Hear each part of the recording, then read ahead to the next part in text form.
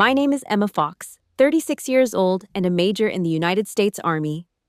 20 years after the night my biological parents threw me out into a pouring rain because I was pregnant at 16, they suddenly appeared at my doorstep in a Mercedes. The first words out of my father's mouth weren't an apology. Instead, he threw a check for $250,000 onto the table. "Next week is our 50th wedding anniversary," he said, looking coldly at the uniform I was wearing. "Your mother accidentally bragged to her friends at the Rotary Club that she has a son who is a military hero. Take the money, hire some kid in uniform to attend the party for 3 hours. Don't bring your bastard to shame the Fox name." They thought their dirty money could still buy me. But they didn't know that the guest I brought to that party that night would turn their golden anniversary into a death sentence in front of thousands of people. Please let me know which state you are watching from. Hit like and subscribe if you believe that respect cannot be bought with money, and that toxic families deserve to be cut off forever. The late afternoon sun was a harsh, crimson blade cutting across the dry grass of my small front yard near Joint Base Lewis McChord. I had just climbed down from my old Ford F-150, my boots hitting the gravel with a heavy, familiar thud. My body felt leaden, my OCP uniform clinging to me with the salt of sweat and the stale scent of black coffee after a grueling week of field exercises. I was a major in the United States Army, a woman who had commanded soldiers in some of the most unforgiving environments on Earth, yet nothing could have prepared me for the sight that greeted me in my own driveway. A silver Mercedes S-Class, polished to a mirror sheen, sat there like an invading force, occupying the space where my life was supposed to be simple and safe. The Oregon license plates glinted in the dying light, and for a moment, the world seemed to tilt on its axis. The car door opened with a soft, expensive click, and Richard and Diane Fox stepped out, looking as if they had just finished a round of golf at the country club rather than a drive across state lines. 20 years of silence, 20 years of absolute, bone-deep absence. Not a single phone call on my birthday, no graduation card when I finished OCS, and certainly no Christmas greetings. My mother looked exactly as I remembered, her neck draped in a string of pearls that felt like a mockery of the dirt under my fingernails. The scent of her Chanel No. 5 hit me before she even spoke. A cloying, suffocating cloud that made my throat tighten with a sudden, visceral memory of the night I was cast out. My heart began to hammer against my ribs, a chaotic rhythm that threatened to break my composure, but my training took over. I stood straight, my shoulders squared, and my face hardened into the expressionless mask I used when briefing a general. I was Emma Fox, a soldier who had survived much worse than them, and I would not let them see the girl who had cried in the rain 2 decades ago. There was no embrace, no tearful reunion, and not even a simple question about how I had been faring. My father stepped forward, his eyes cold and analytical, sweeping over the major oak leaves on my chest as if they were nothing more than a costume. "Emma, we need to talk business," he said, his voice carrying the same sharp, litigious edge he used when closing a real estate deal. He did not wait for an invitation. He reached into his breast pocket and pulled out a check, slapping it down onto the hood of my truck with a jarring finality. $250,000, he stated, his tone flat and transactional. "And I am prepared to reinstate your $3.8 million trust fund." The numbers hung in the air, a staggering amount of money meant to overwhelm me, but all I felt was a rising tide of nausea. My mother stepped in then, her face pinched with a shallow sort of anxiety. "Next week is our 50th wedding anniversary at the Heathman Hotel," she explained, smoothing her skirt as if she were brushing away a stray hair. "I have told my friends at the Rotary Club that my daughter is a hero, that she has a son who followed in her footsteps and became a decorated officer." She did not look at me when she spoke, she looked at the check. "They need to meet him, Emma. Use that money to hire a young man, a professional actor, someone who can put on a uniform and play the part for 3 hours. It is for the family honor." I stared at her, my jaw tightening until it felt like it might crack. They were not there for me. They were there to buy a prop for their social theater, a fake grandson to validate their lies. "Hire a boy?" I asked, my voice a low, dangerous rasp that vibrated in my chest. "Have you both completely forgotten that I have a daughter?" Lily is 19 years old. She is real, she is brilliant, and she is your grandchild. My father's lip curled into a sneer of pure, unadulterated contempt. Do not you dare bring that stain into this, he warned, pointing a finger at me as if I were a subordinate who had stepped out of line. Tell people you gave it up for adoption, or tell them it died for all I care. No one wants to hear about your teenage mistakes at our anniversary. We need a perfect grandson to silence the whispers at the club. You take the money, you follow the script for one night, and then we never have to see each other again. The casual cruelty of his words, the way he effectively tried to erase my daughter's existence for the sake of a cocktail party, made my blood turn to ice. Behind me, the sound of the front door creaking open broke the tension. Lily stepped out onto the porch, her arms full of psychology textbooks from the University of Washington. She stood there, frozen, her eyes wide with a shock that mirrored my own. She had heard every word. She had heard her grandfather, a man she had never known, describe her as a stain and suggest that she should have been dead. My mother took a step back, her hand flying to her mouth in a gesture of fake horror, as if seeing my daughter was like looking at a plague victim. The rage that had been simmering in my gut finally boiled over, but I did not scream. I did not give them the satisfaction of an emotional outburst.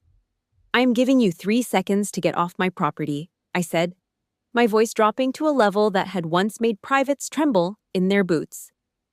I stepped toward them, my presence commanding and absolute. If that Mercedes is still in my driveway in 4 seconds, I will call the military police and have you both removed for trespassing. My father's face turned a mottled purple, his arrogance struggling against the realization that his money had no power here. You are throwing your life away again, Emma, he spat, but he was already moving toward the car. You have until the 10th to change your mind. Do not be a fool. They scrambled into the S-Class, the engine purring to life as they sped away, leaving a cloud of dust and the lingering, suffocating scent of Chanel in the air. I stood there in the sunset glow, the red light of the evening making the gravel look like it was soaked in blood. Lily walked down the steps, her eyes brimming with tears as she looked at the empty space where her relatives had just stood. They always hated me this much, did not they? She whispered, her voice breaking. I pulled her into my arms, the cold weight of the past settling onto my shoulders, and I wondered how I could ever explain to her that the people who share your blood can sometimes be the most dangerous strangers you will ever meet. Lily's question pulled me back like a heavy weight, dragging me into the cold depths of November 14, 2004. Portland was swallowed by a bleak, gray autumn that year, the kind of weather that makes you feel like the sun might never return. Inside our home, the Fox dining room was a shrine to upper-middle-class perfection, with its expensive oak paneling and the soft, warm glow of a crystal chandelier. My family was gathered for our traditional Sunday dinner, an event that always felt more like a performance than a meal. My older brother Nathan was already the pride of the family, a medical student who represented the perfect heir to the Fox legacy. My sister Carolyn was the golden girl, the student body president who never had a hair out of place. And then there was me, the 16-year-old unplanned daughter, sitting huddled at the corner of the table like a glitch in their perfect painting. The rich, savory smell of roast beef and the deep aroma of expensive red wine filled the room, but it only made me want to gag. Part of it was morning sickness, but mostly it was the sheer, paralyzing terror that had been living in my chest for weeks. I hid the ultrasound paper under the thick wool of my sweater, my fingers cold and trembling as I gripped the hem of my shirt. When my father finally wiped his mouth with a crisp linen napkin, I knew the silence had to end. I took a deep, shaky breath, the tears already stinging my eyes as I whispered that I was 8 weeks pregnant. The sound of a silver fork clattering against a porcelain plate was the only answer I got for a long, agonizing minute. My mother's face turned a ghostly, ashen white before it twisted into a mask of pure fury. She did not ask if I was okay or who the father was. She immediately hissed about her reputation. She screamed about how she could never look the other parents at our private parochial school in the eye again and accused me of trying to tear the family apart on purpose. But it was my father's reaction that truly shattered me. He did not shout. His chilling, lawyerly calm was far more terrifying than any scream. He took off his glasses and looked at me with an expression of such profound disgust that I felt like a piece of trash he had found on his shoe. He told me that tears were a currency that held no value in his house. He gave me a cold, final ultimatum. I was to let my mother take me to a clinic the next morning to end the pregnancy, or I was to get out of his sight immediately. He called me a stain on the Fox name and said they would not harbor a girl who had made herself a social pariah. I clutched my stomach, sobbing and begging them to understand that this was their grandchild. But my father simply turned his back on me. He stated flatly that he had no bastard grandchildren. By 9:15 that night, the Portland rain was coming down in relentless, bone-chilling sheets. My father did not just tell me to leave. He physically dragged me by the arm toward the front door. He grabbed a small suitcase filled with a few of my clothes and threw it onto the muddy driveway, the fabric soaking up the filthy water instantly. My mother stood at the threshold with her arms crossed, her eyes hard and unyielding, as she told me that from now on, she would tell everyone I was studying abroad in France. She told me never to show my face there again before slamming the heavy oak door shut. I heard the deadbolt click into place, a sound that echoed like a gunshot in the empty night.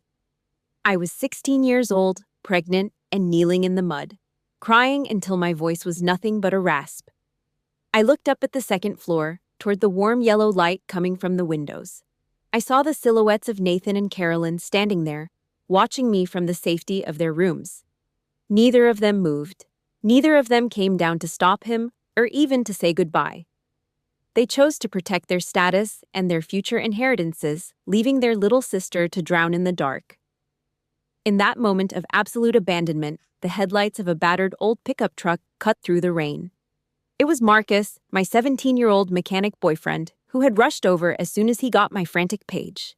He jumped out of the truck and pulled me into his arms, letting my mud and tears soak into his jacket. He whispered that he was there and that he would never leave me. We were taken in that night by Mrs. Torres, a kind elderly neighbor who didn't care about our shame, but the cruelty of the Fox family wasn't finished yet. 3 days later, a formal legal envelope arrived via certified mail. It was a document drafted by my father's own hand, a notice of complete disinheritance. The cold, typed lines declared that the Fox family was severing all legal and moral obligations to Emma Fox and any of her dependents. They didn't just kick me out of a house, they used the law to try and erase the very existence of my unborn child from the world. That paper was the final scar, a permanent reminder that in the eyes of my own blood, I was already dead. I know how it feels to have the people who are supposed to love you unconditionally turn their backs when you are at your lowest. If you have ever been the scapegoat of your family or been cast out for being your true self, please let me know which state you are listening from in the comments. Hit the like button and subscribe to join our community of survivors because we deserve to be heard and seen. Have you ever had a moment where you realized your family loved their reputation more than they loved you? Write, "I am worth more" in the comments if you have found the strength to walk away. That legal notice from my father was supposed to be a death sentence for my spirit, but instead it gave birth to a different kind of monster inside me called maternal instinct. I stopped being a victim the very second I realized that no rescue was coming from the people who shared my DNA. Marcus and I moved to a cramped, moldy apartment on the rainy outskirts of Seattle, where the walls were paper-thin and the floors creaked with every weary step we took.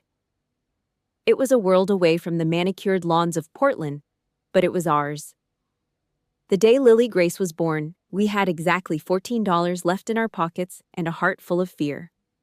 I worked the grueling night shift as a waitress at a greasy spoon diner where the smell of old fry oil clung to my skin like a second layer of clothing. Meanwhile, Marcus spent 14 hours a day crawling under rusted frames and leaking engines as a mechanic. His hands were always stained with deep black grease and oil that no soap could ever fully remove. But his smile was the only light I had in that dark world. When Lily turned 1 year old, a foolish and desperate piece of my heart still craved some form of connection to the parents who had discarded me. I saved up for a decent camera and printed a beautiful photo of her wearing a tiny pink dress looking like a perfect angel. I bought a 40-cent stamp and sent it to the Fox residence in Portland, hoping that maybe a grandchild would be the bridge to their humanity. A week later, that same envelope appeared in my mailbox with a jagged red cross through the front and my mother's unmistakable handwriting scrawled across it. It said, "Return to sender, and no person by this name lives here." They were not just ignoring me, they were actively erasing us. I crumpled that letter into a tight ball and threw it into the trash, swearing to the universe that I would never look back, but life had even more brutal tests in store for me. March 15th, 2010, was the day the sky finally collapsed. It was a typical gray and rainy afternoon when a drunk driver in a massive heavy truck blew through a red light on I-5 and slammed into the driver's side of Marcus' old pickup. The hospital ringtone on my phone sounded like a siren for the end of my world. At only 22 years old, I became a widow. As I stood shivering before the modest casket of the boy who had carried me through the rain 6 years earlier, I held 4-year-old Lily so tight I thought I might actually break her. Not a single member of my biological family showed up to the funeral or even sent a card. My bank account held a measly $12,000 in life insurance money, and I had no health insurance, no college degree, and absolutely no support system to lean on. I was standing on the absolute edge of total destruction, but as I looked down at my daughter crying for her father and asking for milk, I knew I did not have the luxury of giving up or dying. I walked into the Army recruiting office because I needed TRICARE health insurance for Lily and a roof over her head that did not leak every time it rained. The United States Army did not care if I was a social pariah or a rich girl's big mistake. They only cared if I had the grit and the discipline to keep moving when everyone else stopped. Basic training at Fort Jackson was a physical and mental hell that I embraced with everything I had left. When my feet were covered in blisters and bleeding inside heavy combat boots, and when I was crawling through the thick freezing mud under jagged barbed wire with the taste of dirt in my mouth, I simply closed my eyes and remembered my father's cold and arrogant face. I played back my mother's words about me being a stain on the family, honor over and over again in my mind like a combat soundtrack. Every insult and every moment of their cruelty became the adrenaline that filled my lungs and pushed me forward when my muscles screamed for me to quit. I gared and screamed as I lunged toward the finish line, and every drop of sweat that hit the ground was a quiet declaration that my daughter would never have to bow her head or beg for scraps from people like them. The military forged me from a broken and discarded girl into a piece of tempered steel that could not be bent. In 2012, I met Colonel Eleanor Vance, who was a stern and demanding commanding officer who saw the hidden resilience behind my tired eyes. She was not my blood, but she took my hand and taught me how to think strategically and lead with honor and integrity. She saw the potential in me that my own parents had tried to bury under their ego. She recommended me for officer candidate school, and the night I finally graduated as a second lieutenant, she and Lily were the only two people there to pin those gold bars on my shoulders. It was the first time in my life I felt like I truly belonged to a family of choice. Time moved incredibly fast through countless deployments and long nights of studying for my master's degree, using the GI Bill while raising Lily on Army bases across the country. Now, in 2026, the girl who was kicked out of her home and left for dead is Major Emma Fox, in charge of logistics for hundreds of soldiers. I have spent years building a fortress of character and independence that no member of the Fox family can ever hope to penetrate or tear down. I am no longer waiting for their approval because I have already approved of myself. That night after the silver Mercedes disappeared down the road, leaving only the faint, suffocating scent of expensive perfume in the air, the silence in my house felt like a physical weight. The atmosphere was thick with the kind of tension that precedes a massive storm. Lily had immediately retreated to her room and locked the door, her silence louder than any scream. I sat at the small kitchen island and brewed a cup of black coffee without sugar, needing the bitter sting of it to sharpen my focus and clear the fog of old memories. My mind was racing through tactical scenarios, just as I had been trained to do in the Army. But this time the enemy was not some distant insurgent force. It was the people who had brought me into the world. I walked over to the small fireproof safe in my home office and dialed the combination with steady fingers. From the back of the safe, I pulled out a small fireproof box that contained the only relics of my former life. Inside, there were no jewels or gold, only a single yellowed piece of paper that had sat there for 20 years.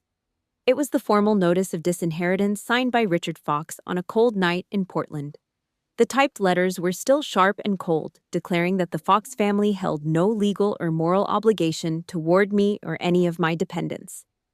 Looking at it now, I realized just how deep their rot went.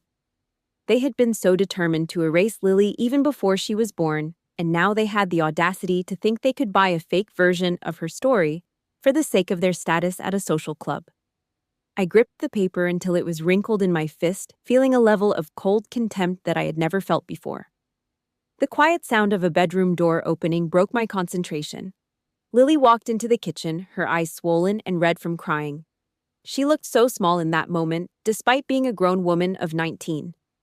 She looked at me with a vulnerability that tore through my military composure faster than any bullet ever could. "Mom," she whispered, her voice trembling, "am I really just a stain on their reputation that needs to be scrubbed away?"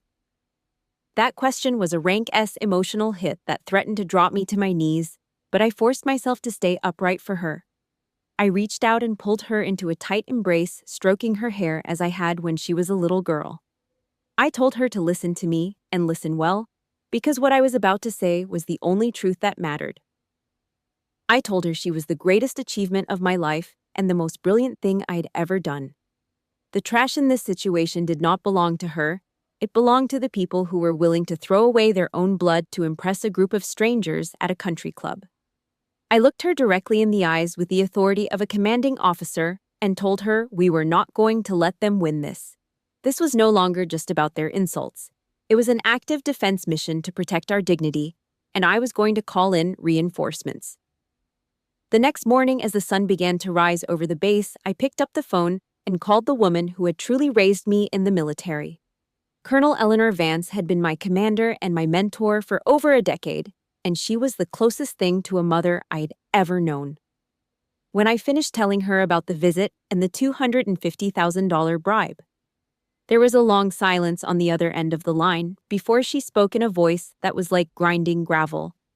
"Emma," she said, "those people are not just insulting you, they are insulting the uniform of the United States Army by thinking our honor can be bought like a stage prop."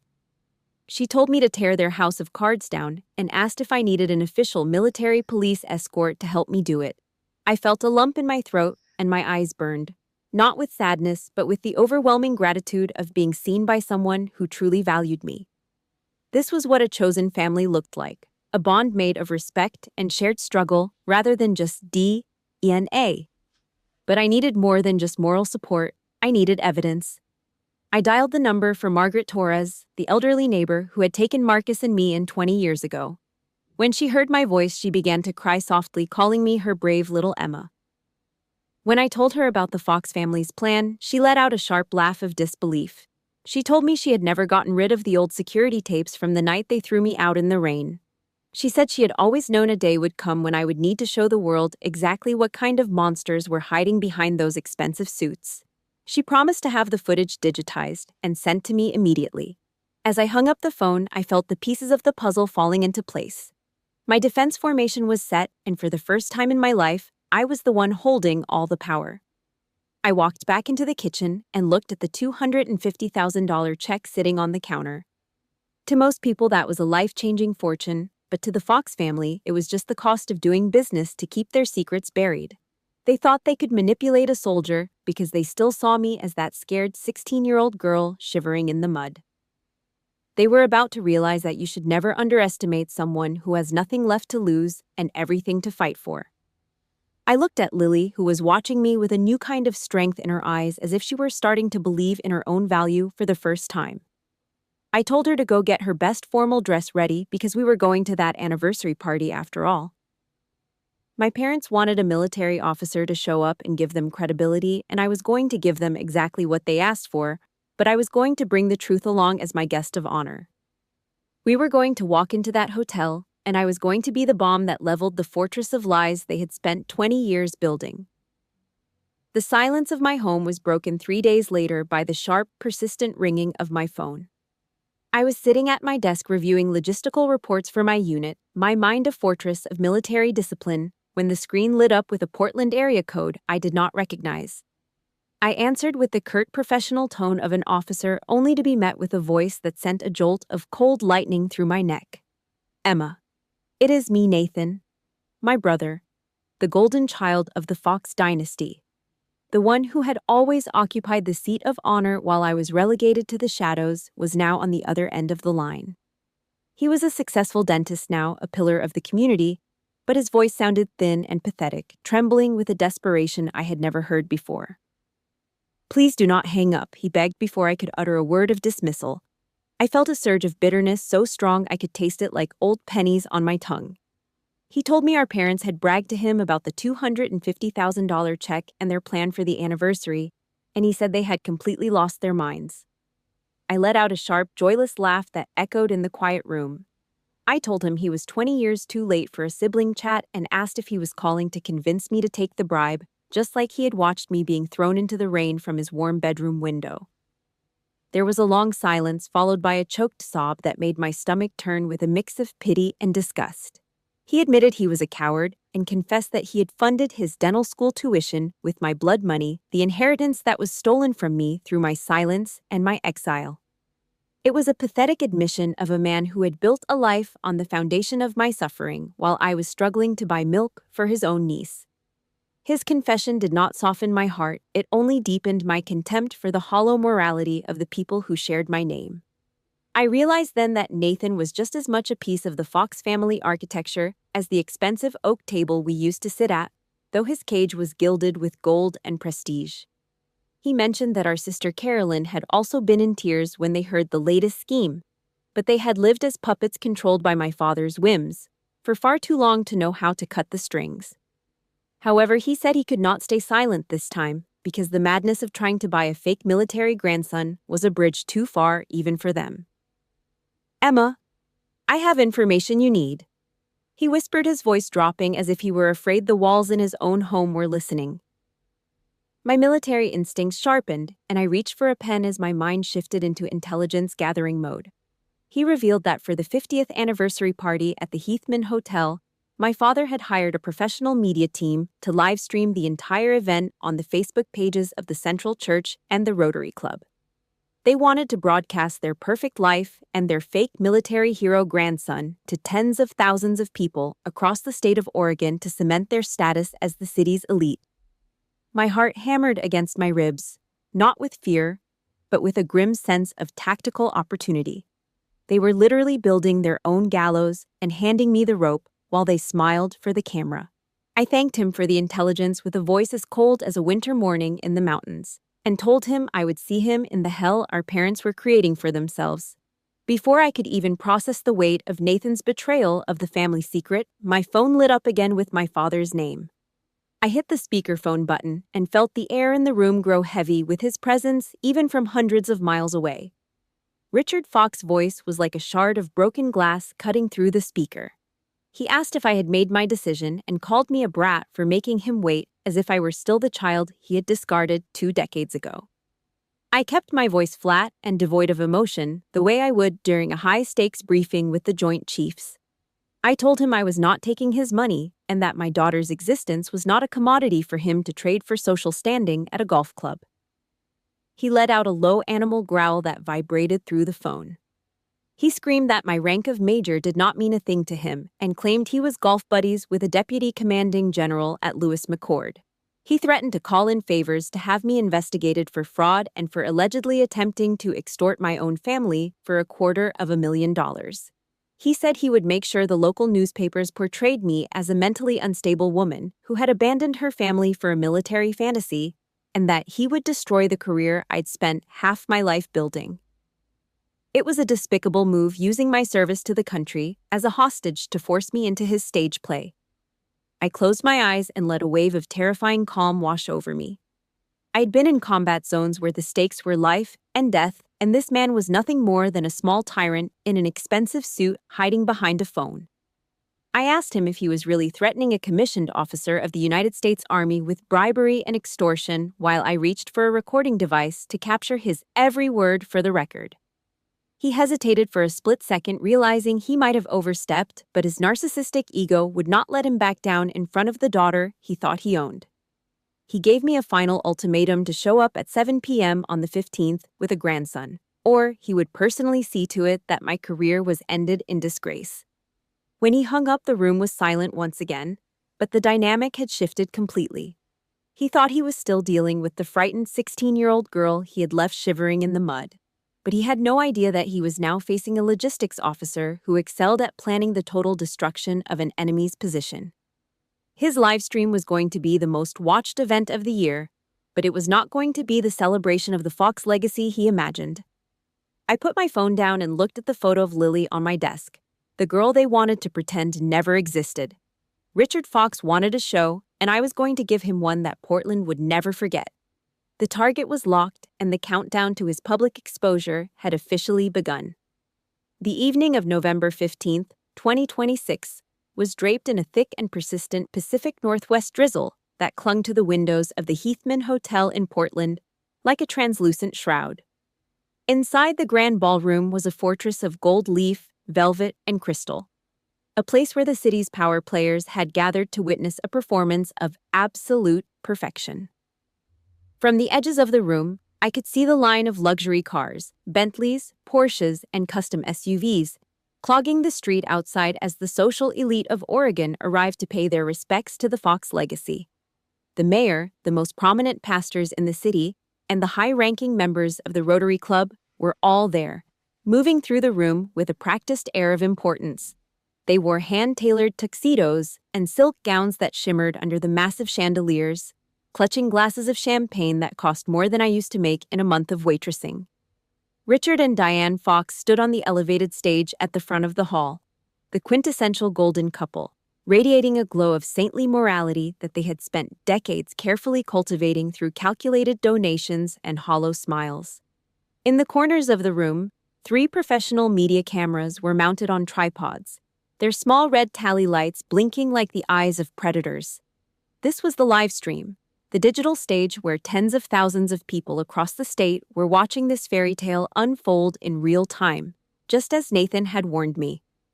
I turned my head to look at Lily, who stood beside me in the dim light of the lobby. She was wearing a simple, elegant navy silk dress that complemented the strength in her posture. Her blonde hair was swept up in a sophisticated bun, and her eyes, once filled with the tears of a wounded child, were now steady and filled with a quiet, undeniable resolve. I asked her if she was ready, calling her by a playful military rank to break the suffocating tension that hung between us. She smiled at me, a genuine expression of courage, and told me she was ready for whatever came next. I took a deep breath and adjusted the collar of my Army service uniform. I had chosen not to wear a gown or attempt to blend in with the sea of silk and sequins. Instead, I stood in my full dress uniform, the fabric pressed to a razor edge, my major's oak leaves catching the light with a cold and hard authority. On my chest, the rows of ribbons and medals, earned through blood, sweat, and years of service in the most unforgiving environments, told a story of honor that no amount of Fox money could ever hope to replicate. My black leather boots were polished to a mirror shine, and as I stood there, I felt less like a daughter returning home and more like an investigator arriving to serve a long overdue warrant on the family soul. Inside the hall, my father's voice began to boom through the professional sound system, his tone syrupy and laden with a false sense of humble gratitude. He spoke about 50 years of family as the ultimate foundation of faith and success, his words a perfect script of upper-class traditionalism. Exactly at that moment, I signaled the door attendants. The heavy double oak doors of the ballroom were swung open with a synchronized force that echoed through the high ceilings. The expected hireling, the fake military grandson they had tried to buy, was nowhere to be seen. Instead, it was just Lily and me walking into the light. The bustling noise of the room did not just fade, it vanished instantly, as if someone had physically pulled the plug on the event's energy. The sound of clinking glasses stopped mid-air, and the room grew so quiet that the only sound was the rhythmic, authoritative strike of my heels against the polished marble floor. The crowd of socialites instinctively parted like a receding tide, creating a straight, narrow path toward the stage as if they were an honor guard forced to yield to a superior officer. I saw their eyes dart from my face to the combat ribbons on my chest, the sheer weight of my military service instantly stripping away the pretension of their social standing. We walked with a slow and deliberate pace, every step a calculated move toward the center of their carefully constructed world. My eyes were locked onto Richard and Diane, and I watched as the color drained from their faces in a way that no amount of stage lighting could hide. My mother's practiced smile did not just falter. It collapsed entirely, leaving her looking hollow and terrified as she realized I had brought the one person she had spent 20 years trying to erase from existence. My father stood paralyzed at the podium, his hand trembling so violently that the expensive crystal wineglass he was holding slipped from his fingers. It shattered against the floor in a spray of red wine that looked like a jagged, fresh wound on the white marble. At the VIP table to the right, I saw Nathan and Carolyn stand up, their expressions a mixture of shock and a deep, buried grief that was finally rising to the surface. I reached the steps of the stage and climbed them with a steady, military precision that signaled the end of their era of control. My father tried to speak, but only a dry, rattling sound came from his throat as he backed away from me in an instinctive gesture of fear. With a sharp and undeniable movement, I reached out and took the microphone from his shaking hand. I looked directly into the lens of the main camera, knowing that the entire state was watching, and for the first time in 20 years, the silence was over. I have stood in the shadow of my family's lies for far too long, and I know many of you are listening from your own homes in Oregon or across the country, feeling the same weight of being silenced by those who are supposed to protect you. If you believe that honor and truth are worth more than any social standing or bribe, please let me know which state you are watching from in the comments. Hit the like button and subscribe to our channel to stand with us because today we are choosing to stop being afraid of our own stories. Have you ever had to find the courage to speak your truth when the world told you to stay quiet? Right, I am standing tall in the comments if you are ready to reclaim your own voice. The sharp shriek of the microphone feedback echoed through the crystal ballroom, cutting through the murmurs of Portland's elite like a physical blade. I stood at the center of the stage, the heavy weight of my Army service uniform and the medals on my chest providing a grounding reality against the shimmering falseness of the Heathman Hotel. I looked directly into the lens of the main livestream camera, the small red light blinking like a heartbeat as I prepared to dismantle 20 years of carefully crafted deception. "Good evening, Portland," I began, my voice amplified and steady, carrying the absolute authority of a commissioned officer. I am Major Emma Fox of the United States Army. And contrary to the romantic story of studying abroad in France that Richard and Diane Fox have fed this community for 2 decades, I never actually left the country. In November of 2004, at 16 years old, I was standing right here in this city when these two people, who claim to value family above all else, threw me out into a freezing rainstorm with nothing but a broken suitcase and an 8-week pregnancy. They did it because that pregnancy was a blemish on the perfect image they wanted to project to the Rotary Club and their high society friends. I watched the faces in the crowd freeze, a sea of expensive tuxedos and silk gowns suddenly paralyzed as the truth began to sink in. My father lunged toward me, his face a mottled purple as he tried to snatch the microphone back, shouting that I was mentally unstable and suffering from battlefield trauma. I stepped back with a sharp, tactical movement, my eyes locking onto his with a coldness that made him stumble. I was no longer the frightened girl kneeling in the mud. I was the commander of this engagement.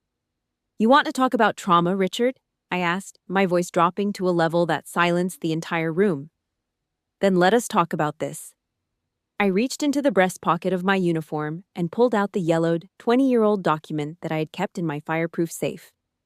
I held it up so the cameras could zoom in on his signature. This is a legal notice drafted by the distinguished attorney Richard Fox just 3 days after he abandoned his daughter.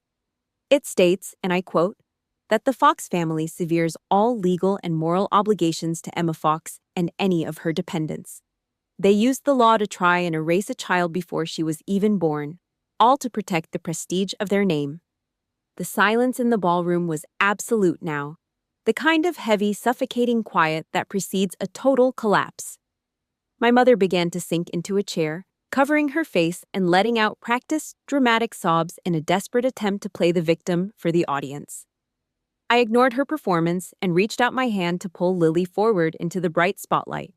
The Fox family has spent years bragging about a fictional grandson who serves as a military hero, I said, placing my hand on my daughter's shoulder as she stood beside me with her head held high. But today, I brought you the truth. This is Lily Grace Fox Webb, a 19-year-old honors student at the University of Washington. She is the very person they labeled a stain and tried to legally execute 20 years ago. She stands here today as a testament to resilience, while the hero's son my parents described is nothing more than a sick fantasy of a woman who values her social standing over her own grandchild.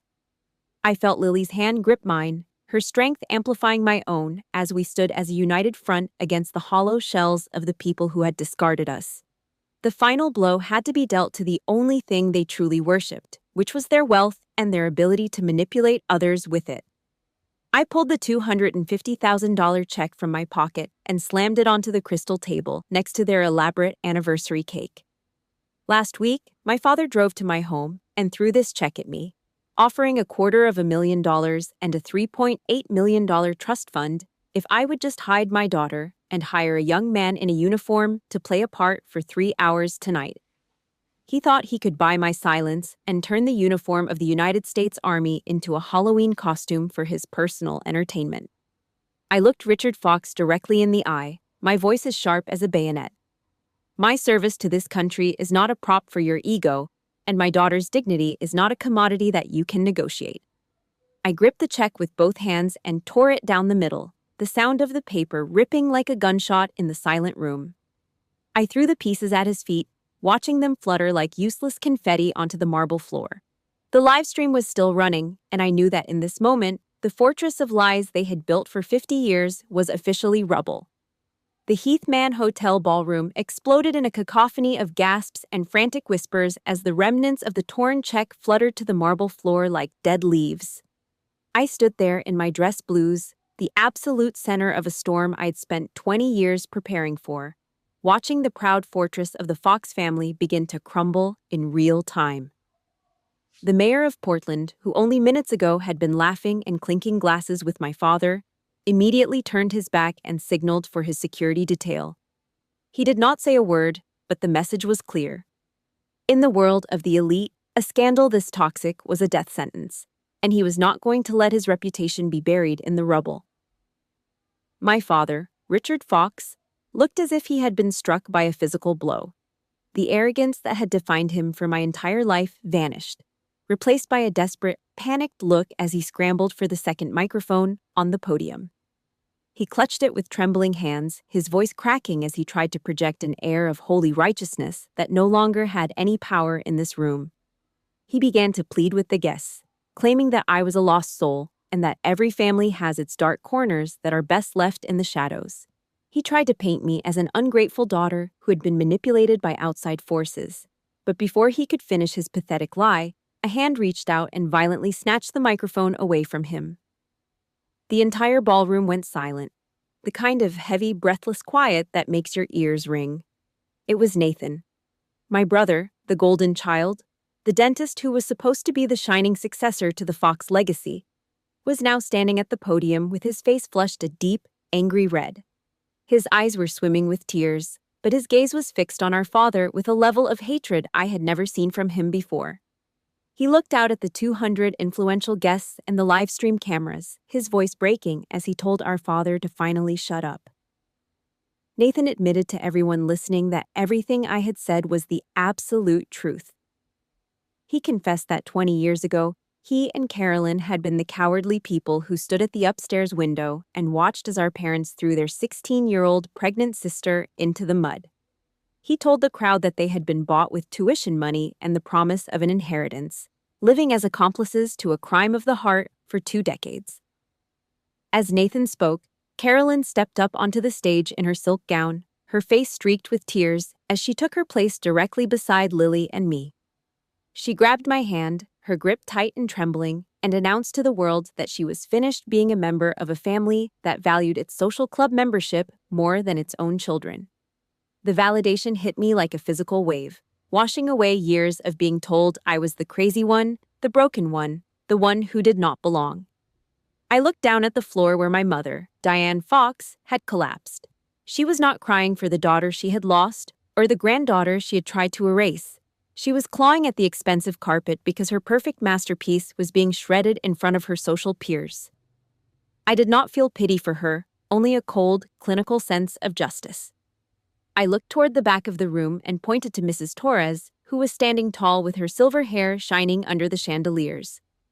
I told the guests and the thousands of people watching the live stream that if they needed visual proof of the cruelty they were hearing about, Mrs. Torres had the security footage from that night in 2004. I promised them that by tomorrow morning, that footage would be on the desk of every major news outlet in the state. Pastor Harrison, the man who had provided the Fox family with their moral cover for years, simply shook his head in disgust. He reached up, unpinned the Rotary Club emblem from his jacket, and walked out of the room without looking back, a final silent condemnation of the house of cards that had just fallen. The exodus began almost immediately, a domino effect of high society flight. These were people who lived by the rules of reputation, and they fled the ballroom as if the scandal were a contagious disease. They did not want their faces associated with a family that used the legal system to discard a child, especially not while the livestream was broadcasting their reactions to the world. Within 10 minutes, the grand ballroom that had been a shrine to the Fox legacy was a hollow, echoing shell. Tables were left abandoned, expensive wine was spilled across the marble, and the air was thick with the scent of a ruined empire. I looked at my father, who was standing alone on the stage, his shoulders slumped and his eyes vacant, as he looked at the pieces of the torn check at his feet. He had lost his status, his children, and his power, all because he thought his money could outweigh the truth. I adjusted my uniform one last time, feeling the weight of my medals and the solid reality of the life I had built for myself. I took Lily's hand, looking into her eyes and seeing the reflection of a woman who was no longer a secret or a stain. I told her the mission was complete and that it was time for us to withdraw. We walked out of the Heathman Hotel, leaving the ghosts of the past behind us as we stepped into the cool night air of a world that finally knew our names. Sunday morning arrived with a stillness that felt almost alien after the high-voltage explosion at the Heathman Hotel 2 days prior. My small wooden home in Tacoma was filled with the sweet, comforting aroma of blueberry pancakes that Lily was cooking in the kitchen, a domestic peace that served as a stark contrast to the battlefield I had just left behind. On the kitchen island, the Sunday edition of the Portland Herald lay open, its front page dominated by a headline that would have once terrified me but now only brought a sense of clinical satisfaction. The veneer ripped away. Rotary leader exposed at 50th anniversary. The article detailed how Richard Fox had been forced to resign as a church elder and was facing permanent expulsion from the Rotary Club. His real estate empire, built on a foundation of perceived integrity, was now trembling under a massive public boycott. My phone, which I had kept on silent for the last 48 hours, was a digital archive of validation. There were hundreds of messages from my fellow soldiers at Lewis McChord and thousands of comments from people across the country who had survived similar family dynamics and saw my actions as a beacon of truth. I took a slow sip of my black coffee, feeling a profound, quiet peace that had been absent from my life for exactly 20 years. The vibration of my phone on the granite countertop broke my contemplation, and the screen displayed my mother's name. This time, I did not ignore it or block it immediately. I wanted to hear the final shape of their manipulation, to see if they were capable of anything other than the narcissistic patterns that had defined my childhood. As soon as I pressed the accept button, the air was filled with the sound of Diane Fox sobbing, a mournful and desperate wail that was designed to trigger an immediate sense of guilt in anyone who heard it. "Emma, you have killed me," she gasped between heaving breaths. "I cannot even walk out of my front door without being stared at. The women's auxiliary at the church kicked me off the board this morning. Your father has locked himself in his study for 2 days, and he is a broken man. Are you satisfied with this revenge? Have you finally had enough? She pleaded for me to be the bigger person, to show the generosity of spirit that a Christian daughter should have for her own blood. It was a rank-S guilt trip, a classic victim role performance that ignored the 20 years of cold exile she had imposed on me. I looked at the pancakes Lily was plating, and I felt nothing but a weary sense of disgust. She was not crying because she missed me or because she felt a single ounce of remorse for what she had done to her granddaughter. She was crying because her stage had been dismantled and her audience had turned their backs on her. I let her finish her performance before I spoke, my voice coming out flat and as cold as a frozen lake, applying the gray rock technique I had learned in therapy to starve her of any emotional reaction. "Listen to me carefully, Diane," I said, my tone devoid of any anger or heat. "I did not seek revenge. I simply handed you back the truth you had buried for 2 decades. You call my self-defense a killing. But what do you call throwing a 16-year-old child into a rainstorm with nowhere to go? Was that your version of motherly love?" She stammered, her voice catching as she tried to find a way to reframe the past. But the logic of the truth was an obstacle she could not bypass. I told her not to dare use the word blood with me ever again, because a family of blood does not try to buy their own granddaughter's silence with a check for $250,000. The fact that I was even answering this call was the very last act of kindness I would ever afford the Fox name. I took a deep breath and established the iron boundary that would protect my peace forever. From this moment on, she and Richard were officially ghosts. I told her never to come to my home, never to send a letter, and never to contact my daughter again. But Emma, she tried one last time, her voice cracking as she reached for the cheapest card in her deck, the one she always used when her ego was cornered. God teaches us that we must forgive if we wish to be forgiven. I cut her off instantly, my voice carrying an unyielding finality that signaled the end of our conversation. "I have already forgiven you, Diane," I said firmly. "I have forgiven you so that I can remove the poison of your memory from my own chest and live my life in peace. But you need to understand that forgiveness is not the same thing as a hall pass. Forgiving you does not mean I am required to allow you to walk back into our lives and soil our happiness for one more second." I told her I truly hoped she and Richard found whatever peace was possible in the lonely fortress they had built for themselves out of lies and social status. I pressed the end call button and immediately went into my settings to block the number permanently. The sound of that final disconnect was the most beautiful thing I'd heard in decades. It was the sound of a chain finally snapping after 36 years of wait. I looked up to see Lily smiling at me from the kitchen, her eyes bright and free of the shadow that had been there for so long. For the first time since I was a child, the air felt light, and the future belonged entirely to me. The 4th Thursday of November arrived with a crispness in the air that seemed to sparkle under a rare Tacoma sun. Thanksgiving 2024 was unlike any holiday I'd ever experienced in my 36 years of life. My small wooden home was a far cry from the sprawling, cold mansion in Portland. Here, things were a bit messy. There were piles of Lily's psychology textbooks on the side table and some of my military gear tucked neatly in the corner of the hallway. But as I stood in my kitchen, the house was alive with a warmth that money could never purchase. The air was thick and heavy with the mouth-watering scent of a turkey roasting with garlic and herb butter, the tart sweetness of simmering cranberry sauce, and the spicy, earthy aroma of a pumpkin tart that was cooling on the counter with perfectly singed edges. For the first time, I did not feel that familiar, nauseating knot in my stomach that usually preceded a family gathering. There were no silent judgments about my career, no rigid rules about which silver fork to use, and no underlying threats to my dignity. I was wearing an old, oversized sweater with flowers still dusting my hands, and my heart felt lighter than a feather, finally free of the invisible chains that had bound me for 2 decades. I carried the steaming platter of turkey to the center of our large oak table, a piece of furniture I had bought with my own hard-earned military pay. Around that table sat the squad I'd spent 20 years gathering through sweat, tears, and shared history. Colonel Eleanor Vance was there, her sharp eyes softening as she laughed loudly at a story of my early days as a clumsy private. Beside her was Mrs. Torres, who who had driven up from Oregon with a box of her famous homemade tamales to add to the feast. She reached out and patted Lily's hand with a maternal warmth that made my eyes sting with gratitude. But the most miraculous sight was at the other end of the table. Nathan and Carolyn were there with their own families.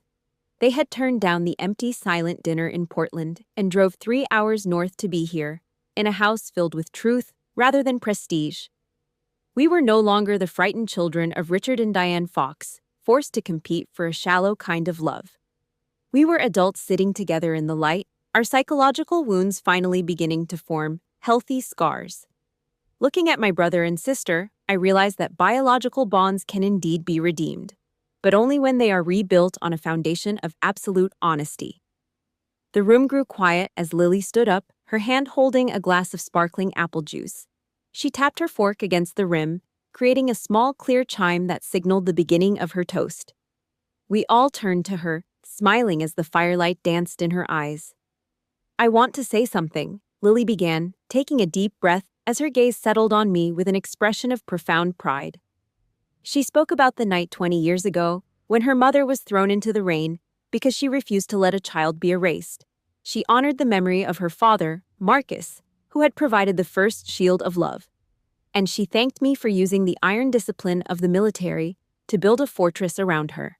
She thanked Eleanor and Mrs. Torres for being the grandparents she was never supposed to have, and she thanked Nathan and Carolyn for choosing the light over the shadows. Lily raised her glass high, her voice carrying the unmistakable strength of a woman who finally knew her own worth. She asked us to toast to the family we had built with our own hands, the family of our choosing, which was 1,000 times stronger than the one we were simply born into. We drank together, and the sound of our shared laughter was the most beautiful music I had ever heard. As the evening wound down and the fire dimmed to a soft, orange glow, I felt a sense of fulfillment that was absolute. In the long and difficult war of my life, I had finally secured the ultimate victory. I had learned that you do not have to shrink yourself or endure abuse just to earn the approval of people who happen to share your DNA. Setting a hard boundary is not an act of cruelty. It is a vital tactical maneuver for your own survival. Respecting your own truth is the highest medal of honor you can ever wear. And it is the only one that no one else has the power to take away from you. My journey from a discarded girl in the mud to a major in the United States Army was not just about rank or career. It was about the reclamation of my soul. If you are out there listening and you feel trapped by the toxic expectations of a family that does not see you, remember my story. Sometimes the strangers who find you in the dark will build you a stronger home than the people who were supposed to love you from the start. Do not be afraid to walk away toward your own dawn. The light is always waiting for those brave enough to find it. Emma's journey serves as a profound lesson in the architecture of self-worth. It teaches us that while we cannot control the hands that dealt our first cards, we are the sole authors of our remaining chapters. The most vital takeaway is that loyalty to your own peace must always outweigh a misplaced obligation to toxic bloodlines. True family is a sacred bond forged in the fires of mutual respect and unwavering support. By choosing to stand tall in her truth, Emma proves that the loudest statement you can ever make against those who diminished you is to live a life filled with joy and purpose. We hope this story resonated with the strength already living inside you. Emma's path to freedom started with a single step away from the shadows, and we want to know, have you ever found the courage to redefine family on your own terms? Is there someone in your life who stood by you when the world felt cold, much like Mrs. Torres or Colonel Vance did for Emma?